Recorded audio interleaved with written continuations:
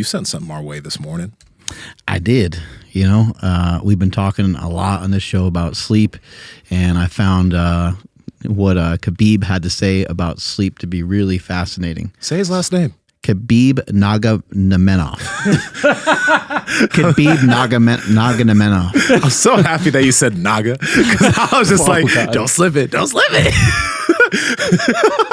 How do you say his name? It's Nurmagomedov. Nurga. Oh, whoa! Is it Nurga? It's Nurga. I thought it was Nog. No. Say it again, Andrew. That was perfect. Khabib Nurmagomedov. Have you been reciting that? Because usually with shit like this, I know I'm pretty bad. I've never once read his name at all. Yeah. It's just lots of UFC. You hear Joe Rogan say his name a bunch of times, and then you hear somebody pronounce it incorrectly, and you're just like, oh, wait, I think it's this way. He deserves for people to at least try to say his name. Yes. Because he's such a badass. Yes. Regarded as one of the greatest of all time. Let's watch this. It's just recovery. A lot of people don't understand what is just recovery. A lot of people call it like massage, straight, like supplements. Like for me, recovery is sleep. Most important things. Between trainings, like at least 2-3 hours. All my life, I was like daytime, I was sleeping. From maybe 11 to 1, maybe 12 to 2, maybe 2 to 4. Between trainings, you have to sleep because you train so hard morning, 2 hours, and night you have to train 2.5. You need rest. You have to rest. What is? You know, I heard the whole thing of this entire interview, and just the way he talks, it's just something special to listen to him, because there's no fanfare behind him talking about what he does. Yeah. He's like, I'd wrestle straight for an hour and a half, and then I'd sleep, and then I would do exercise, and then lift weights, and then run, and then wrestle. Yeah. You know, he's just laying out what he's doing, and in between he's getting in all this sleep, but he's not making it out like I'm a badass, I train 3 times a day or anything like that. But he just kept going back to sleep. And we've talked about this so many times in this podcast, the value of sleep, but the value of recovery as well. And we're not trying to sell people on, you know, being a big wimp about your workouts and not working out and all this kind of stuff, but you're only as good as your recovery. So the way that you train is massively important, and you need some sort of plan. And if you're not getting your sleep in, that is going to be detrimental to every single thing that you do. Every decision that you make, your fat loss goals, your muscle gaining goals, your strength goals, they will all be compromised. Even your business goals, even your relationship goals, they will all be compromised by not getting enough sleep in. For powerlifting, your whole body needs to work together to be able to lift a potentially heavy load up and down, right? So everything needs to fire the way it does. And if you're underslept, you're not going to be able to perform as strong. You have a higher likelihood of getting yourself injured. With something like jiu-jitsu, with all the variable types of movements you're getting your body into, and you're fighting somebody else. If you're not well-rested, Khabib is a fighter, right? If he's not well-rested, it's going to make a difference on his performance. And I guess one of the reasons why we talk so much about this is because some people still kind of discount the importance of sleep, because there are don't get me wrong, there are a lot of things that can help you recover. Your nutrition's a big deal. There's hydration's a huge deal, as you were texting back and forth about the amount of weight that you can lose on a run and that I can lose in jiu-jitsu. Yep. But above everything, the thing that's going to help, the one thing at the top that's going to have an impact on all these other things, the way you stick to your nutrition, the way your hormones function, the way you perform in the gym or on the mats, the way your mood is with other people, it's going to be by optimizing your fucking sleep. Is that where you would start with somebody? Like someone comes to you and they're 50 pounds overweight and they're thinking about getting into jiu-jitsu and they're thinking about like lifting some weights and stuff like that. Is that kind of where you'd start? When I was coaching people, one of the biggest things was I would ask them, what's your sleep routine right now? How much sleep are you getting per night? Are you able to be consistent with your sleep? Because my job as a coach was easier when somebody's actually getting consistent sleep, because they have a higher likelihood of being able to stick to their diet. They're not as stressed. Things move. Like as far as fat loss and weight loss, even what you see on the scale every single morning is more consistent when a person has a good night rest. Like you probably notice it, and I know I notice it too. If I'd managed to not get a good night rest, I wake up a bit heavier. When you have a good night rest, you actually kind of wake up with a low. You wake up looking leaner, feeling good. Like that's why we spend so much time, all of us here, optimizing it. I noticed that big time when I was doing my bodybuilding show. Mm-hmm. I swear to God, I would wake up 3 or 4 pounds. 3 or 4 pounds is kind of a lot when you're starting to get into that body fat level that you would be to get on stage. And I'd go, holy shit, man. Like, I'm fucking really lean right now. This is wild. And then the next day, my sleep might be compromised. The sleep could be compromised sometimes. So these are all things to keep in mind. Like if sleep is at the top, which I agree, I think sleep is at the top. I don't think there really is reason to really debate much more on that. I guess we can go back and forth on sleep and food, but they're both massively important. Mm-hmm. But if sleep is so important, then we have to think about what are things that potentially compromise sleep. So there's these things that we might want to do, that we might want to consider to have better workouts at 6 p.m. or 7 p.m., like have a pre-workout or have coffee or caffeine before you train, but also the kind of training that you do. Like if you do like kind of a powerlifting style workout at like 8 p.m., like good luck trying to fall asleep at 11 or 12. Mm-hmm. It might be really hard because your whole body's amped up even without the caffeine. Is that something you used to experience? Oh yeah, just the fact that you lit that central nervous system on fire. When you go to drive home from a strength training workout, you're all shaky, your body's all shaky. Much the way someone would get shaky if they were on TV for the first time and they were trying to say something. Like you see people on Shark Tank sometimes do that. Their whole body is trembling. Mm-hmm. You get a similar tremble just from handling max weights for the day. So you don't want to rev your body up, right before you go to sleep. So you might have to think of different things. You might have to change your schedule around a little bit. If you are going to work out later in the day, you're going to have to probably try to figure out how to do so without such a powerful stimulant. Mm-hmm. How about the lights in your guys' houses? Because I know like you have some of those red light bulbs, mm-hmm. but like what we try to do is we try to minimize the amount of overhead light in the house when it gets later and later. So we do have a little lamp on the side that we'll put on when it gets closer to nighttime. We do use blue blockers, and there's a bunch of different companies that have those, so you guys can go check those out. But I do notice we'll make sure to get an evening walk so we get evening sun, right, to help us wind down. And then when we get back in the house, my girl and I will put on our blue blockers and we'll minimize the amount of light that's in the house because we notice we start to feel tired more. Mm. One of the biggest things and one of the habits that like I've still fallen into this every now and then is like if you're working or if you're on a phone or on a laptop, you're staring at this screen before you go to bed, it does make a difference on your sleep quality and it makes a difference on how fast you sleep. Mm-hmm. So that's one thing that you can do before you go to bed that can help you sleep better. Mm-hmm. For me, light-wise, I have been doing this for years just because a lot of like bright light just kind of annoys me. Mm-hmm. It's always annoyed me. Doesn't matter what time of day it is. It just kind of bugs me. Mm-hmm. Having like big fluorescent lights on is kind of annoying. So I always use indirect light. So I may turn on, let's say, a light that's actually in the bathroom, like where the toilet is, but I might actually be at the sink in my bathroom because I get plenty of light. I can see everything. And it took my wife a long time to adapt to that because she just is used to just putting on the regular lights. But we both now do that often where we'll put on a light that's kind of in a different room, but lights up the other room just enough to where you can see just fine. So that's kind of the way that we handle it. And at night, especially in the kitchen, we have very bright lights in our kitchen that are like almost like movie lights for some reason. I don't know why it's like that, but I shut those down and I have like these other lights that they're set like a lot lower and they're just not nearly as bright. And so those will be on almost all the time. Just so you can see, so you're not like bumping into shit. Yeah, yeah. In our living room, we have one of those salt rock lamps, so that's like super orange. Oh yeah.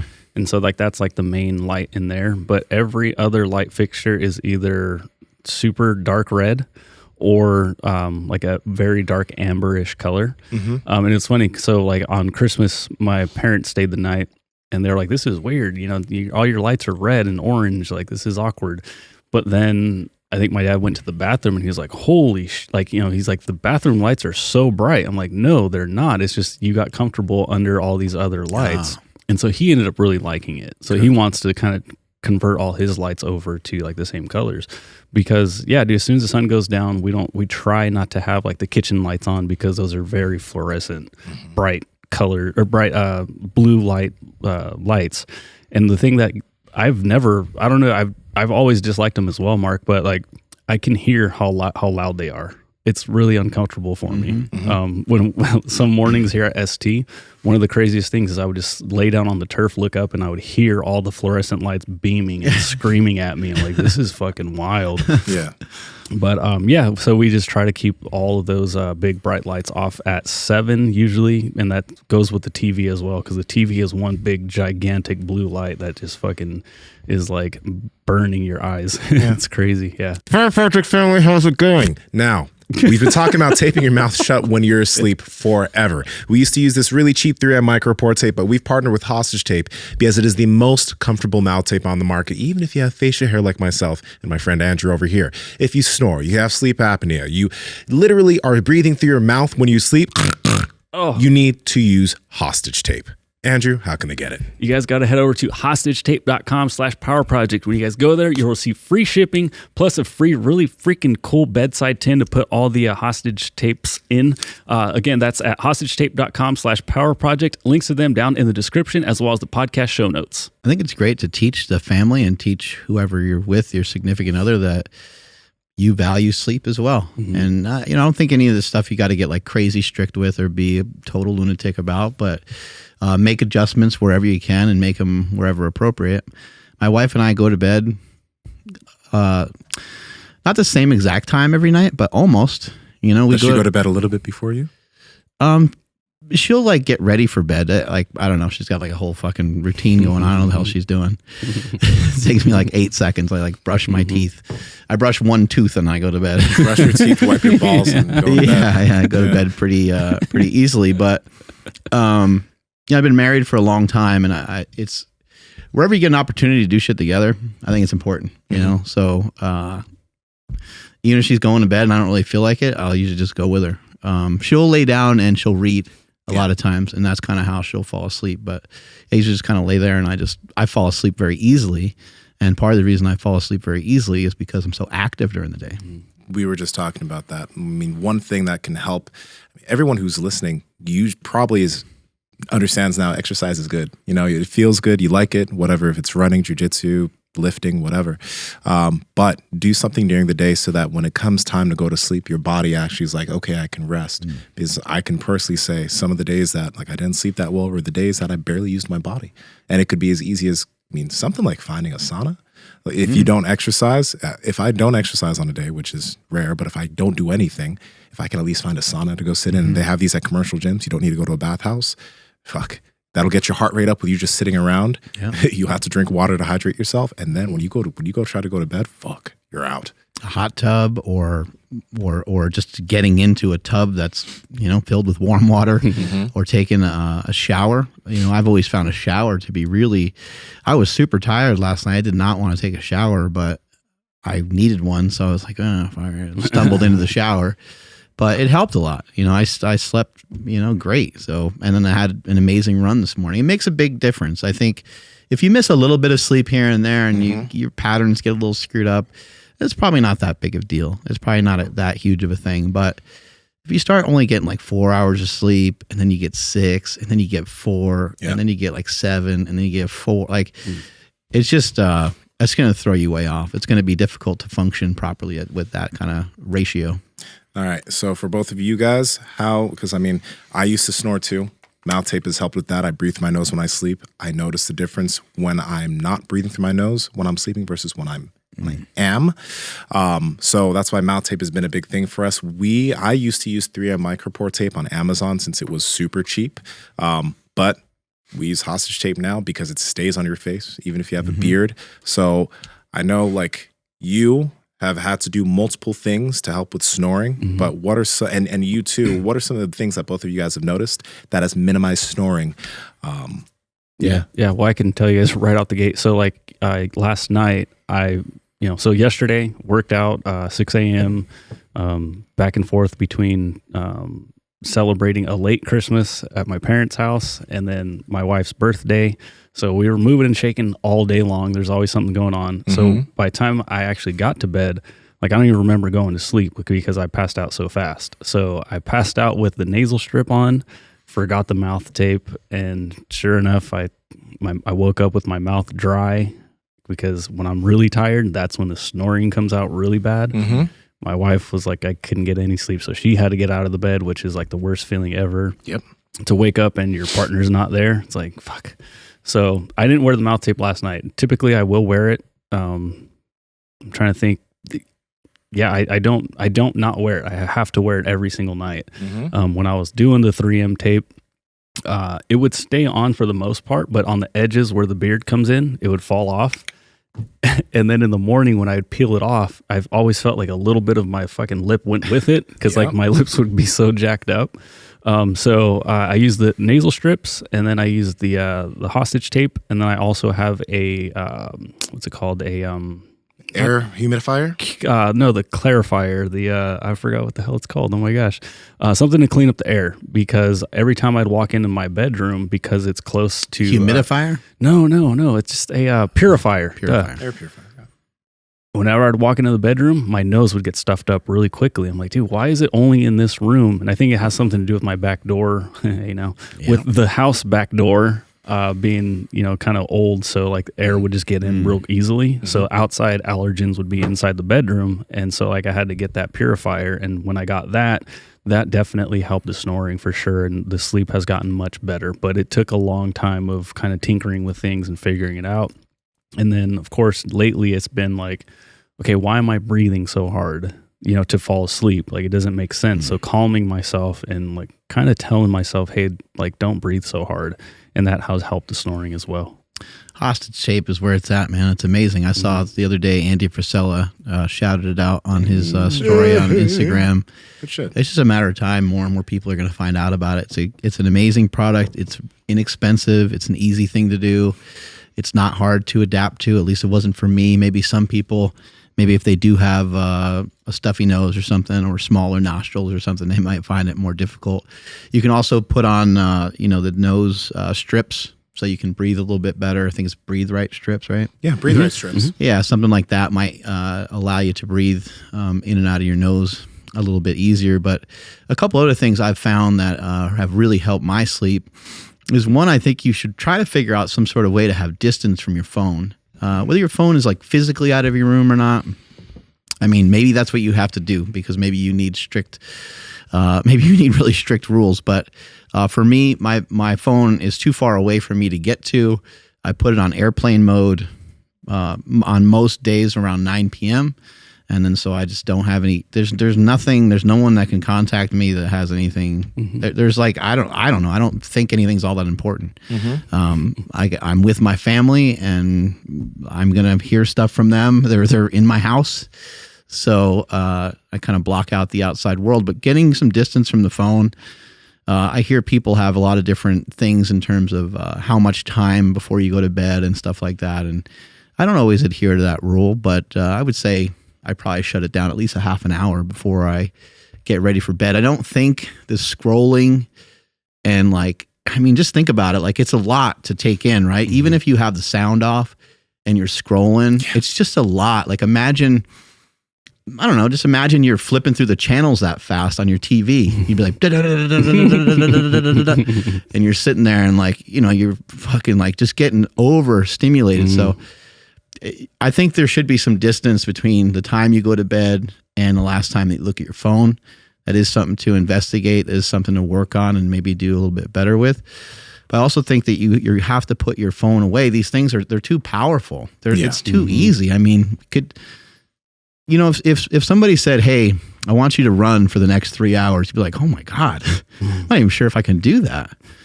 But someone's like, "Hey, I want you to spend the next 3 hours on your phone." It would be easy to burn through 3 hours. You'd be like, "Oh my God, 3 hours went by," and you're just doing nothing, just sitting there flipping through and just entertaining yourself. But you don't want to be doing that before you go to bed because I think it races you too much. And the other thing that I forgot to mention was before I put the mouth tape on, if I have a day where I was kind of ramped up and I maybe did a lot for the day, You would think that would make me tired, but sometimes it actually gives me like more energy, and I feel really good about like what I did for the day, and I'm excited for tomorrow. I'm like all pumped up. When that happens, I'll actually just lay in bed. Sometimes I'll just go to bed a little bit later. That's been helpful too, just to like chill and be like, all right, well, it's 10:30. I'm getting to bed a little bit later tonight. Not a huge deal. But box breathing, just 4 seconds, breathe 4 seconds out, 4 seconds in, maybe you hold for 4 seconds. There's a bunch of different ways to do it. I don't think you need to get too scientific with it, but it's just been really, really useful for me to get some sort of a certain amount of time where you're breathing out, a certain amount of time where you're breathing in, a certain amount of time where you hold, and keep going back and forth and try like 3 sets of that, and you'll probably find yourself just feeling almost like decompressed, and it's much easier to fall asleep from there. To add on to that breathing thing, what I do is because I learned this over from Andrew Huberman, but he mentioned that when you breathe out, your heart rate slows down when you're exhaling. So when you actually have longer exhales, your heart rate will drop a little bit more. So what I try to do once I hit the bed is and this can fuck with some people, because then when you're focusing on one thing, you might focus a little bit too deep. But I just make sure that I just have longer exhales than usual. So I breathe in, and then I have a long exhale. Breathe in, long exhale, and then before I know it, I'm out. I remember Aaron Alexander did that on his Instagram. He did? And I want to say it was like an 8-second out. So it was like 4 seconds breathing in. I think it was like about a 4-second hold, and then like an 8-second on the way out. And then I think you try to hold again for like 4 seconds. That completely changes like your brain, your mind, like everything just feels, it's interesting. It's just interesting what some breathing can do for you. And you hone in on that breathing before you go to bed, and I think you'll find it will help you go to sleep. I like that idea of focusing on a little bit more on the exhale. And then along with that, obviously, temperature of the room makes a difference for most everybody. It's usually better to sleep in a cooler room. People have talked about trying to set the thermostat at like 68 degrees. So you can do that. But if you have the ability, we like our mattresses, the 8 Sleep mattress that we have, it's temperature controlled. So like it tracks your heart rate and all that shit. But you can have your mattress set really cool. So when you get on your bed, it's cold. It's unbelievable. And it kind of makes us a bit spoiled, because I know that when I do, like, I'm about to travel at the end of the month to go compete, and I'm going to sleep in a hotel bed. And when I sleep in other places, I'll still be able to sleep, and I'll still be able to be decent, but it's just not as good as when I'm sleeping at home. You know what I mean? The mattress makes a difference. What would Khabib think about it? He'd think I'm a pussy. What is this pussy? What is this recovery? Yeah. He'd be like, you don't sleep in the snow? You don't sleep on the ground? Yeah. You don't sleep on the bedrock? You American pussy. Suka pussy American. That's what Khabib would say. He would say that. That's a lot. Yeah. It's got a lot of commentary on it. Yeah. What you said about the phones, though, like a half an hour before bed, that sounds so reasonable. But we are kind of addicted to that damn phone. And I'm guilty of it as well. Yeah, I think some people would say even much longer, like 2 hours. Yeah. But just fucking do the best you can. Something, yeah.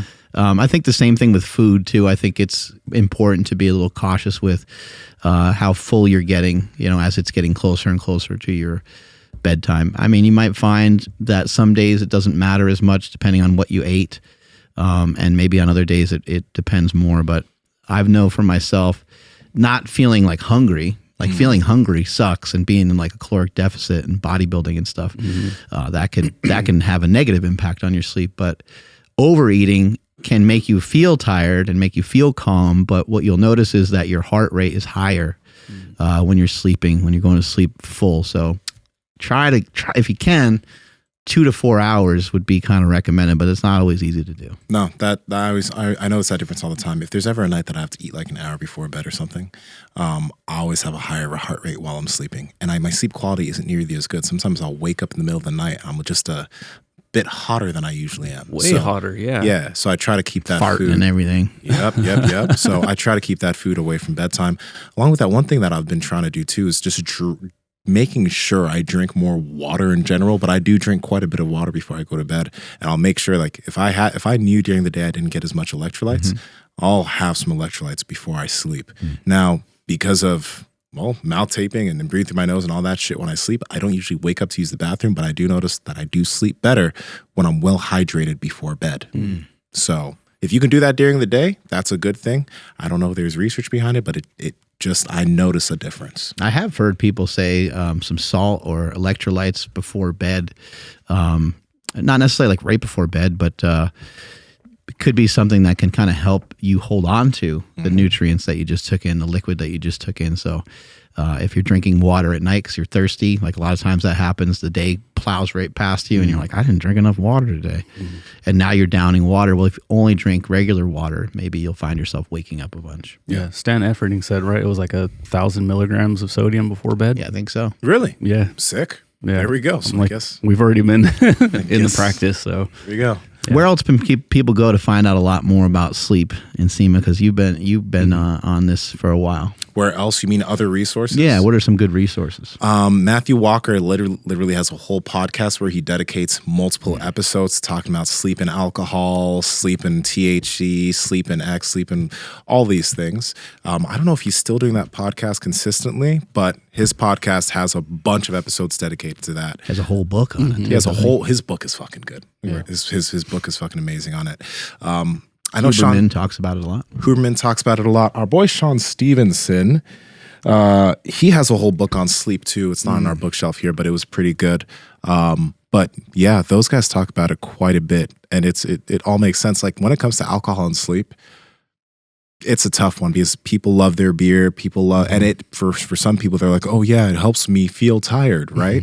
But your sleep quality gets fucked. So if you're really thinking about recovery, you want to be careful with that. But I think another place, an easy place where people can get a benefit is what they do when they wake up, right? I know I've had a habit in the past of not always getting outside and seeing the sun when I wake up, but you have these, and learned this from Huberman, but you have these triggers from nature to reset your circadian rhythm. And one of those triggers is, even if it's overcast, getting your eyes in the sun. This is something that you have been doing naturally forever, so it's part of your routine. But I know that some people, like, you'll get up and you'll just do things in the house for a few hours, right? Right. And you won't see sun for a good amount of time. That could be one thing that's free. Just go outside, get some sun. That could set you up to have good sleep in the evening. So you should take your time to do that if you can. Yeah, seems to be a relationship between a lot of the hormones in your body, melatonin, adenosine, and so forth, and like they'll shift one way or the other in accordance to like what you're doing, and it will try to. I think what it's trying to do is trying to like map your energy for the day. And if you don't get an opportunity to see the sun in the morning, I think that maybe your body still thinks that you're, I don't know, half asleep maybe. So I think it's important to get outside as soon as possible. I also think it's a good idea to like have some habits that you do daily, so like go outside every morning. It's like, are you really just going to only go outside? Or you're more likely to go outside and maybe go on like a little bit of a walk, or maybe stretch a little bit, or drink your coffee outside and maybe talk to your significant other or something. Those are all great, beautiful things. When I'm running in the morning, it's such a weird thing because you see a lot of people, there's a lot of people out walking as well. And I'm thinking like, this is so cool. Like these people like understand like what a cool opportunity it is that like all this is out here every day for free that we can go get. Yeah. There's a lot of people that are still, there's a lot of people still sleeping in at the same time. So there's a lot of people that maybe aren't aware of, you get so much power just from the sun. It's a really simple act, really simple thing to pick up. Yeah. How do you guys handle caffeine first thing in the morning, or at least early in the morning? I'll personally just drink some coffee about 30, 40 minutes after I've been awake. Because I don't think it makes any sense to drink coffee like when you're still like groggy, I guess. Yeah. I ended up having like the discipline of I'm getting into my cold plunge more. It's not always first thing in the morning, but a lot of times it is. And when I do the cold plunge, a cup of coffee is like, it just doesn't do anything in comparison to what the cold plunge does. So that's kind of what I found personally. But yeah, about a half hour after I've been awake. Kind of off of what you just mentioned right there, one thing that I've been doing now, just because the cold plunge is like, there's a journey to the cold plunge. So since the bathroom shower's right there by my bed, literally, I get up, I just turn the water cold and just stand there for 30 seconds because that jolts me right up. And it's right there, so I don't really need to think. I'm already naked. So all I have to do is take 10 steps, flip, walk in, and I'm good. Because the cold plunge, there's still that could be something you end up doing an hour after you get out of bed. You know what I mean? So instead, I try to get in there tired because I'm like, you don't want to think about it. Get in, and I'm like, holy fuck, this is cold. Yeah. But it's like after I'm already in, you know? Yeah, and I'll still hit the cold plunge, but I like doing that in the shower first because if it's a day that I just didn't hit the cold plunge, I at least got that cold water from the shower real quick. But I do love doing that fucking cold plunge. That shit, that's like, it hits you more than coffee. It's just powerful. But I will powerful. Wait. Yeah, I will wait an hour before I wake up. Nowadays, again, because of what I got that from Huberman, I will wait an hour after to get that caffeine in. Yeah. Okay. Yeah. I'll usually, I mean, it's not the like very first thing I do, but it's up there. It's within the first, 20 minutes of getting up because once I, drink a little bit of caffeine, it's straight to the bathroom to empty out my bowels and then it's straight to jiu-jitsu. So I don't have much time in the mornings to like, wake up an hour, like, cause within an hour I got to be there. So it's like, I kind of need to speed things up. Yeah. But yeah, cause I had heard Huberman, or you had mentioned Huberman talking about like, I think it was like optimal to be like 90 minutes after you wake up. Yeah. So you don't have a midday crash. Yeah. But it's like for some people, it's like shit, you got to just get in where you can, but make sure you get the other things that were mentioned on today's podcast in line with your day. Your sleep is just like a reset button on what you learned for the day. At least it should be. If you had good quality sleep, it will help clear out amyloid plaque, which can help you to hopefully stay away from Alzheimer's and dementia, which is something that just is plaguing more and more and more people all the time.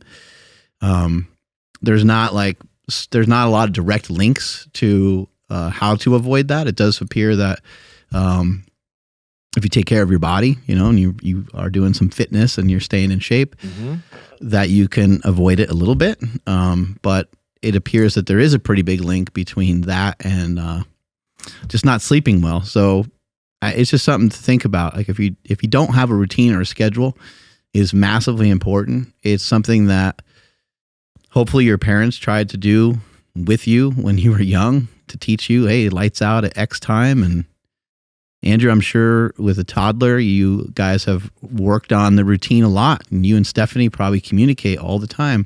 Hey, we need to do this with Aurelius, or like, it seemed like this worked better, and you're shuffling through all the time to get them on a schedule. So people, even as an adult, you kind of need a schedule. We've talked before about trying to get to bed at a similar time and waking up at a similar time every day, being super effective and being able to help your sleep a lot. Again, we know that life happens. You're going to have some days where you don't want to go to bed until 11:30.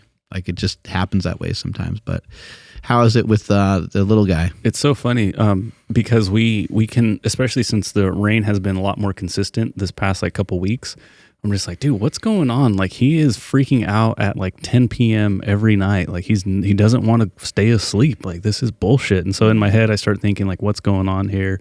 All right, the TV's on way too late. Like that needs to be shut off like an hour before it actually is. So it's now off at 7, even though he gets upset. But I'm like, okay, if we give in to him, we're not giving in to him for him. We're giving in to him because we just don't want to hear him cry and shit, So what I think is he doesn't know what's best for the household. Yes. He's fucking 2. Yeah. Yeah. So yeah, what I was getting at is like we can see what's going on with him and we're like, okay, we need to figure out why this is happening. Okay, I think it's this, so let's try this. And then it's like, oh, okay, that's kind of working. Like, okay, so we're kind of getting better with it. So that's like the biggest change that we've done recently is just like everything's kind of like the lights would all change, but now it's like the TV needs to be off way sooner. Anything that's just going to have him overstimulated needs to go away completely. Like he discovered the phone this past week, and it's like, fuck, like I wanted that to be away from him for as long as possible. He's about to be 2 and he's already like, no, I want to do the thing with the screen. I'm like, fuck. So he's freaking out about that. So that needs to go away as well. But it's funny. We can, as parents, look at him and be like, oh, this isn't working. We need to change it. But for ourselves, we don't do the same thing. We don't say, oh man, my sleep is shit. Oh, he's irritable because he ate way too much ice cream. My sleep is shit, but I still need to watch this last episode. Whatever it may be, we can like lie to ourselves because like we're the parent, so we're going to do it the way because this is our life, our decision. But for him, we're just like, nope, that's not working. We need to change it. And so we change it right away. But most of us will not do that for ourselves. So yeah, trying to get in that rhythm and that schedule has been a challenge because we are being more reactionary because we're waiting for something to happen and then be like, oh, we need to address this instead of kind of being the opposite. I'm like that with his food. I'm still very protective of what he eats, and that's been going really well. The family's kind of understanding like, oh, okay, like your kids are going to have chips or whatever, and like, mine's not. So and it's just like everyone understands that now, which is really cool. Power Project family, hope you're having a good day. Now, we've partnered with 8 Sleep mattresses because it's made a big difference for our recovery and everything that we do. Me personally, I sleep really hot, so I used to wake up in a puddle of sweat. Ew. But now, since the mattress changes its temperature through the night, I sleep like a baby. Andrew, how can they learn more? Yes, you guys got to head over to 8sleep.com/powerproject. And when you guys go there, you'll automatically receive $150 off of your order. Links to them down in the description as well as the podcast show notes. I have a question for both of you guys. Have you guys noticed any type of difference? Because I know, Andrew, jiu-jitsu is a new thing for you, but it's like a consistent cardiovascular exercise that you're now doing. And I know you used to do maybe Stairmaster and stuff, but also you and Mark with running. Have you guys noticed any, has your heart rate decreased when you're asleep? Like you're sleeping, your resting heart rate, has that gone down with all the new things you're doing, or is it at the same place? I haven't tracked or looked at it personally, but I sleep way better having more activity and working on like endurance training. Yeah, I couldn't tell you if it's gotten better or worse, but what I can say is like, after a good night of sleep, like I have like very defined visual abs now in comparison to when I wasn't doing jiu-jitsu. So I know that's like a way different thing, but that's the first thing I noticed was like, oh shit, I'm not even trying. I'm actually trying to eat more food to keep up with to keep the energy level up. And it's like, oh, well, like I weigh 6 pounds less and I feel fuller, but I look better now. Like it's just crazy. So that's the only thing I've noticed. The reason I ask you that is because like I noticed that for myself in terms of like having a lower resting heart rate when sleeping, and during the day because of all the cardiovascular work done. And I mean, I've heard that from other people too, right? So what I'm saying is like I think it could be a benefit to people. From that last episode we did, a lot of you guys commented that you're interested in starting jiu-jitsu, which is great. So start jiu-jitsu. It's a great cardio stuff that could be beneficial for your sleep over time, and it's a great practice. But whether it's jiu-jitsu, whether it's running, whether it's doing some type of cardio that gets your heart rate up outside of lifting, or adding some kind of cardio aspect to your lifting and increasing your fitness and increasing your cardiovascular fitness, that could definitely be something that helps you sleep. Because if you only lift and you don't do anything that gets your heart rate up, a lot of lifters do have higher heart rates. A lot of them are typically amped up, and that could be biting you in the ass as far as your sleep and recovery is concerned. I think a really simple thing, you can try this one time a week. It'll only take you 3 minutes. Go hard on something for 3 minutes. Go hard on the assault bike for 3 minutes straight. I mean, pace yourself because you're doing 3 minutes, or a rower or a ski erg, whatever or just even walking on a pretty good incline on a treadmill. You could also go outside and run kind of hard for 3 minutes, but you would need to be fit to do that because you could hurt yourself very easily. But that is something that I did like a while back, and it was really useful for me before I ever even started to really mess around with running. I just think there's something to like breathing heavy that really encourages you to breathe differently when you're sleeping. Maybe it's just the act of being more fit. Maybe it just keeps your heart rate a little lower. Last point, unless you guys have a couple other things to add, is let's not forget about the alarm. We're a bunch of lazy lumps, and we don't have a real job, so we don't necessarily need the alarm. But maybe there's people that have a particular place to be in the morning, and they have important shit to do. We don't have important shit to do. We're a bunch of bums. We recognize that. But I would advise you to, in the best way that you can, try to distance yourself from having an alarm clock in the morning. I've never been a big fan of it. And I've always been kind of fortunate enough to kind of wake up on time for whatever the hell it is I'm supposed to be doing. But if you are going to set some sort of time, I would set a time to start to get yourself ready for bed. Yes. So that could be like, for me, sometimes, I used to, I don't set it anymore, but I actually get back to it because everyone can improve from having a good schedule. For me, it would be like at 8 p.m. And a lot of people are like, you're in bed at 8 p.m. Like, no, I'm not actually in bed at 8 p.m., but it just means like, get your shit together, bro. And like, start getting ready for bed and start getting yourself facing the other direction for the next day. And that's something that usually actually happens right when I get home from here each day, which is usually around 3 or 4 p.m.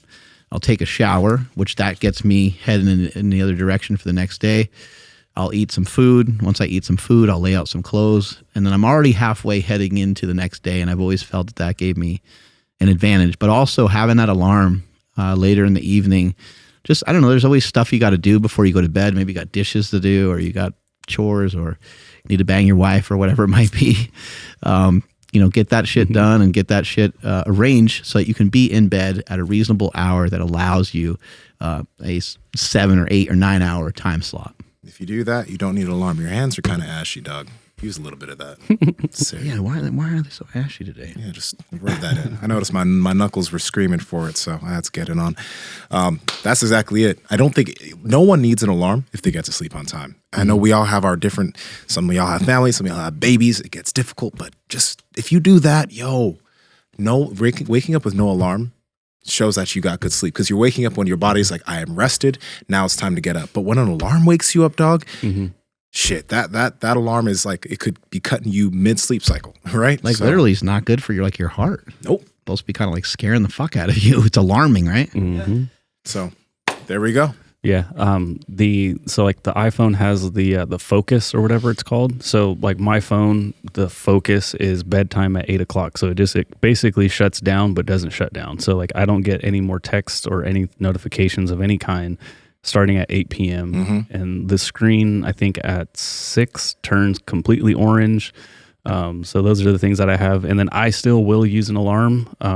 But I use a silent one. I use we're spoiled, but I use the 8 Sleep vibrating fucking mattress setting or whatever for my alarm clock, which does happen to wake you up when you're not in a deep sleep cycle. It'll actually wait till you're a little bit out of it, or it will cut you off a little bit early so you don't fall into another deep sleep. So when I wake up, I'm not like confused and I don't know where I am. I know that like, it's going off because it's time to get up and start getting ready for jiu-jitsu, because y'all don't understand. Like that, the fucking 8 Sleep thing is so fucking wild, because it'll start to slowly increase the temperature so that your core body temperature comes up when you wake up, because that's what your body does. So it helps you have a smoother end sleep cycle. This shit is not hype, yo. And so like with the alarm going off, I have it set to get as hot as possible. So that way, if I hit snooze and I try to go back to sleep, it's super uncomfortable, which I have done before, where it's like, it went off this morning and I wasn't supposed to go off this morning, but it did. And so I turned it off and I was like, dude, it's fucking hot in here. Like I'm sweating, just trying to like chill out, but it wasn't happening. So that thing is, that alarm by itself is worth it for me. Want to take us on out of here, Andrew? Sure thing. Make sure you guys stick around for Smelly's tip before we get out of here. But thank you for checking out today's episode. Drop some comments down below. Let us know what you guys think about today's conversation about sleep. Well, let us know if you guys are getting enough sleep, or you're going to work on it, or if you guys have been crushing it because you guys have been listening to this podcast. Make sure you hit that like button and subscribe if you guys are not subscribed. Powerproject.live for everything podcast related. Follow the podcast at MB Power Project on Instagram, TikTok, and Twitter. My Instagram, TikTok, and Twitter is at I am Andrew Z. And Nsima, where you at? Discord's down below, guys. 2,400 people in there. People are going at it. So check it out at Nsima Inyang on YouTube, at Nsima Inyang on TikTok and Twitter, Mark. What would Khabib say to Hazma? To Hamza? Oh, shit. You tackle him? Yeah. What do you say about sleep? Yeah. Suka brat. You stupid. I don't want to actually, you know what? I'm not even going to go at it, because some really bad shit was in my head. So I'm like, I'm going to get canceled. I don't know. I know what he'd say. He'd just say he's an immature young man who needs to start getting more sleep. That's what Khabib would say to him up Hamza. like a pretzel, probably. Yeah. I'm at Mark Smelly Bell, and the tip for today is if you're having trouble going to sleep, jerk off. Strength is never a weakness. Weakness never a strength. Catch you guys later. That's legit, actually. It works great. Yeah, fap and nap is